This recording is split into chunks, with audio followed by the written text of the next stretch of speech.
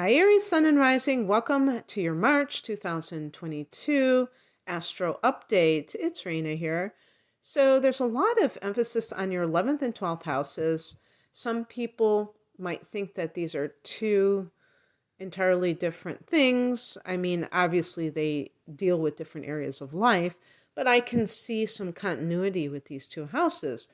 The 11th house is the house of hopes and wishes, and the 12th house is to me the womb of creation. So if you have been wanting certain things, and this would have especially been valid during the Aquarius season when the new moon was in Aquarius at the beginning of February, um, those dreams can take root in the 12th house. But I would also say that if you have been kind of on the fence or you don't really know what you want, try to get clear on what you want, because you can still envision things. The 12th house is the spiritual realms. And so it's very important because people focus so much with manifestation on the physical, the 3D dimension, which of course is how we see the fruits of our envisioning, but it starts with the immaterial. So if the 12th house is immaterial, go for it in that way. And really, don't think that your dreams don't think that your dreams are foolish. But I wanted, when I laughed when I said dreams, because that's the hopes and wishes were the dreams I meant that are associated with the 11th house. The 12th house is the dream state, which is happening when you go night-night. So I don't want to get that confused. But, anything that you meditate upon, with the 12th house, we could be talking about meditation, you might see come out in 3D reality if you visualize it. And that could happen sooner than you know. So you have Neptune in this house, and you have had Neptune here for a decade. So I have been saying that because Pisces people have had Chiron in their own sign, and then they have Neptune in the 12th house, that they may be like a lot more sensitive than they normally have been. And also having, Pluto bitch slap you in Capricorn, and that's from your career angle. So that might have been, you might have gotten cut down to size, or what's the proper term? Like if you had a fall from grace at all in the past 14 years, if you had to reinvent yourself in some way, that can be a humbling experience. And I know personally of an Aries person that went through a lot of travails. So these kinds of things, I think, the funny thing about it is I think a lot of Aries people aren't that fazed by it. You might be a little bit smarting from, any kind of blow to your self-esteem. If you lost everything, for instance, or you did a stupid thing and then you had like a bad rep from it, you just kind of, because Pluto can tempt people into doing shady things sometimes, and they get that karmic bitch slap. I'm sorry I keep saying bitch slap, but anyway, but Chiron can make you much more sensitive in the last few years. And even though this is for the towards the self, and Aries is very geared towards the self as it is, it doesn't matter, because it can still make you, since you're more sensitive to yourself, you can naturally be more sensitive to others, and explore these kinds of areas, even like become a healer. Maybe you have been something that was kind of a vigorous type of lifestyle, and now you're becoming quieter. So anyway, the new moon is on the 2nd of the month at 12 degrees of Pisces, and so this is that time to really think about things from the deeper perspective as well. Not just what you want in a material sense to enhance your image, or to make yourself feel like you're number one, but also on a deeper level. Starting new spiritual practices. This is going to be the green light period until late April, when the personal planets are direct, and you might experience manifesting, starting things easier if you feel inclined to cooperate with this. The very next day, on the 3rd, Mars and Venus make a conjunction in Capricorn, a late degree, 27 degrees, I believe it is. And this is that 10th house of career. So you have both of these planets there. That's not the first day that they've been there. And this is very good for career matters, because Venus is very seductive. And the 10th house can be authority figures. So, seducing people who have the ability to open doors for you is a good thing. I'm not talking about manipulation. This is that je ne sais quoi. I don't know if that's how you say it. I don't speak French, but I'd like to learn how to. It's that, certain something, I think that's what that translates to, that you can't put your finger on. That kind of thing is very helpful, because Mars in the 10th tends to kind of steamroll its way to trying to be successful.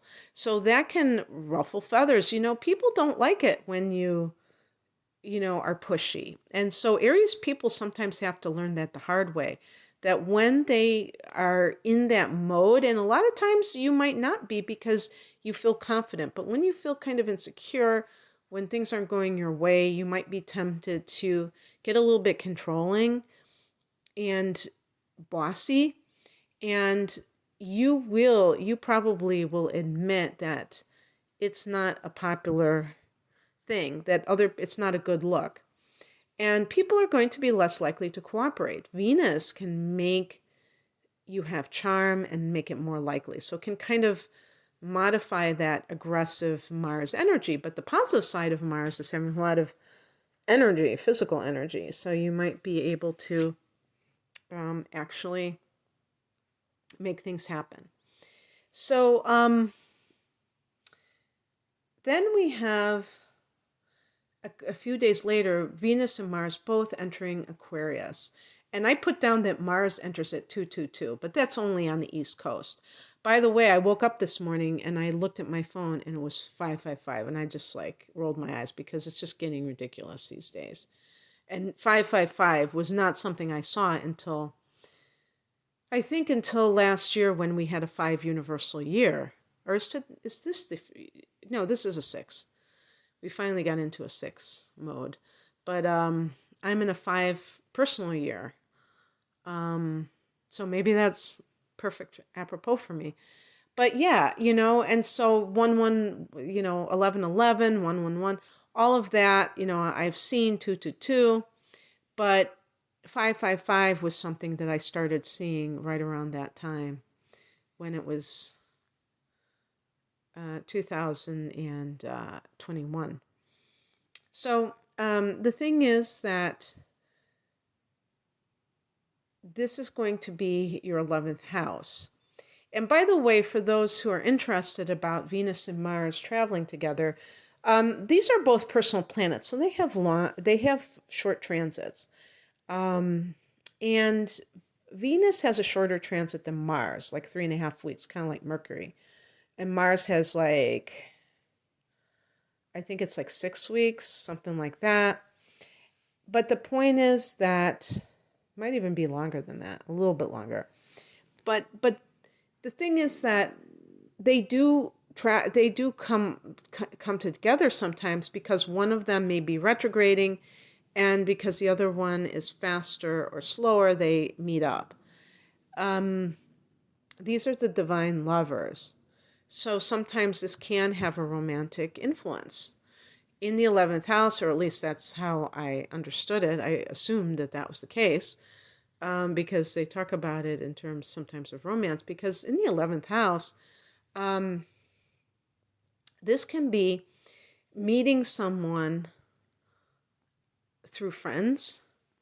But here's the thing. But wait, there's more.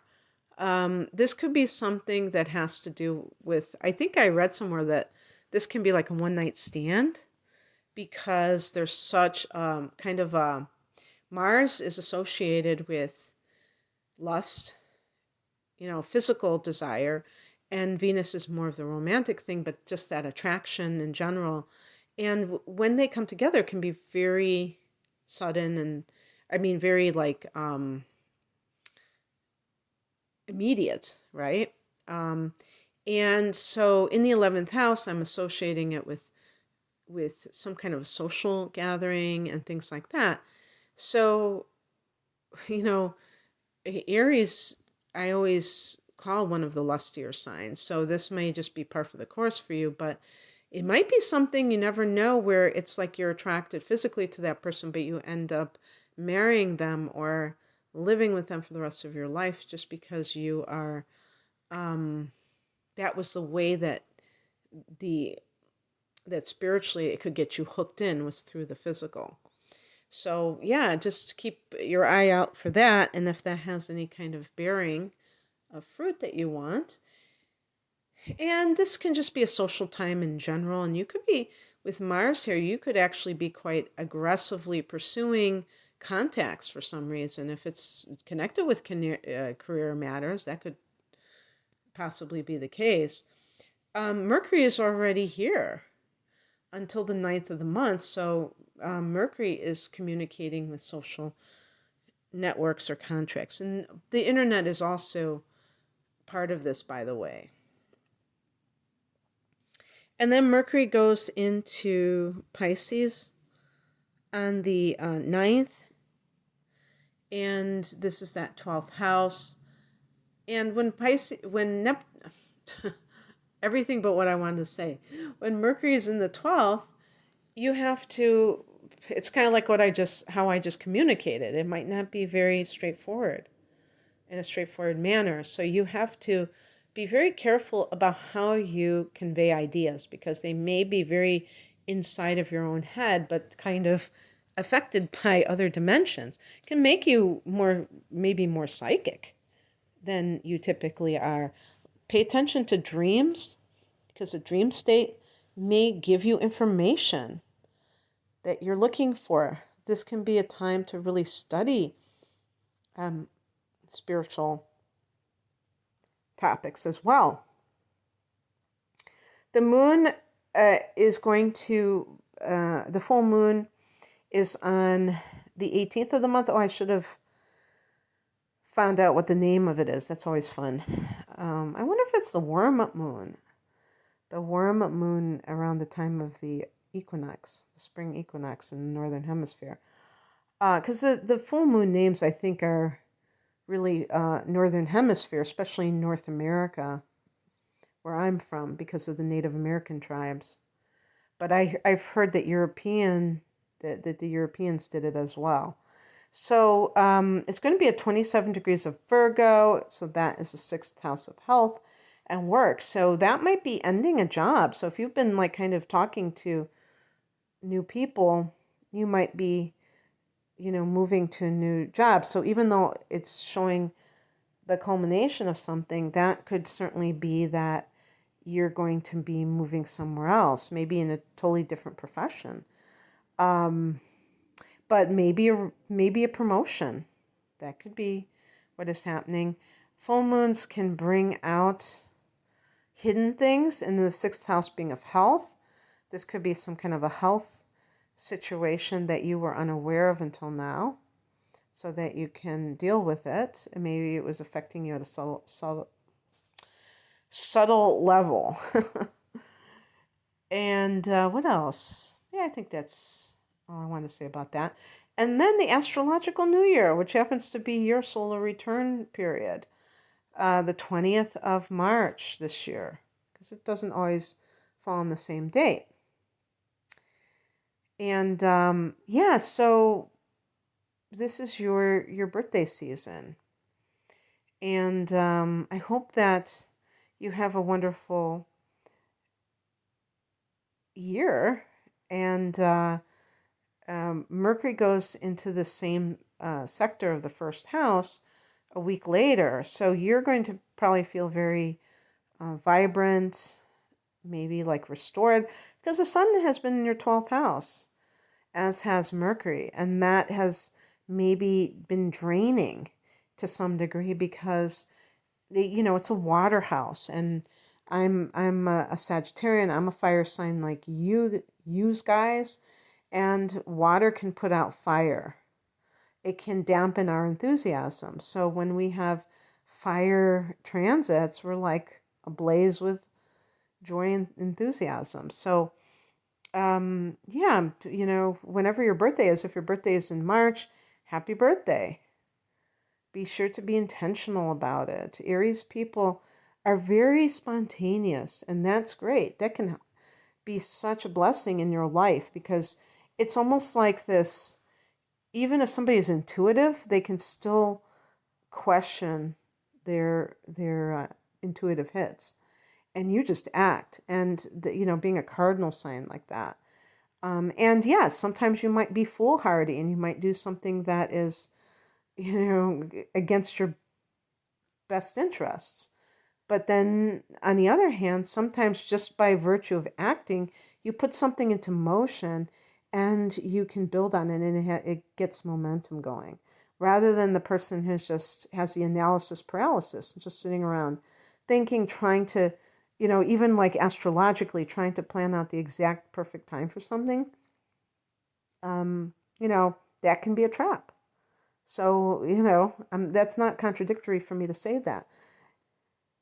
It's really a combination of understanding astrology, and that understanding astrology means that you understand that there are cycles in life, and that can be helpful in other areas just in terms of your own cycles that don't directly connect to astrology. Of course, they probably do on a deeper level. And can see that sometimes things are for a season and then you have to move on. Some people don't want to move on. They want to just cling to the past.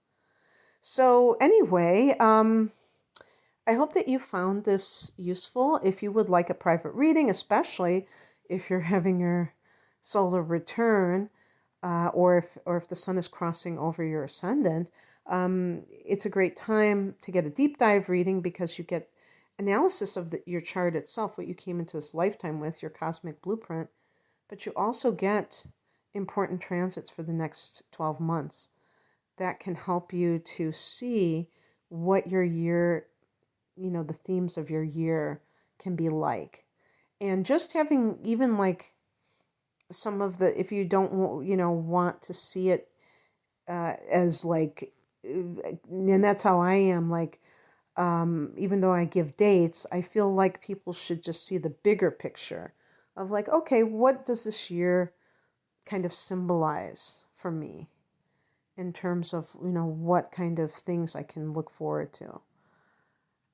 So anyway, it's called the Deep Dive Reading, and it's at a reduced price compared to the two separate readings that I offer with charts. And I also have other types of readings. I'm at RainaMoonAstrology.com. The link is below. Take care. Bye.